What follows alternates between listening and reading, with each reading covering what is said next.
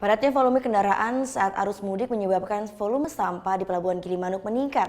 Tumpukan sampah bahkan mencapai 4 ton per harinya. Bukan hanya pemudik yang memadati areal Pelabuhan Gilimanuk, Jemberana, Bali. Namun sampah sisa kemasan makanan juga memenuhi areal parkir.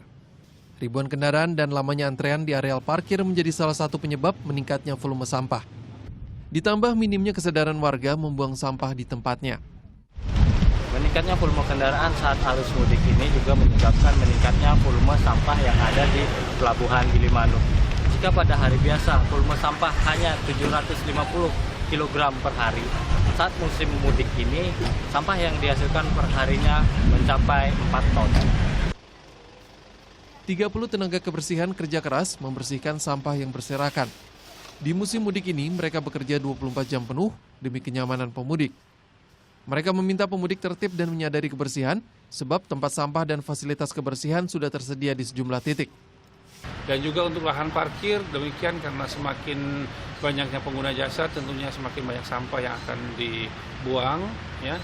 Dan untuk itu kita sudah mengantisipasi dengan perbanyak toilet dan juga perbanyak daripada petugas cleaning service atau petugas kebersihan. Padatnya jumlah kendaraan sempat menyulitkan petugas kebersihan untuk membawa sampah ke tempat pembuangan sampah akhir. Sampah akan dikumpulkan dahulu dan akan dibuang setelah kondisi pelabuhan normal kembali. Surya Sanjaya melaporkan untuk NET.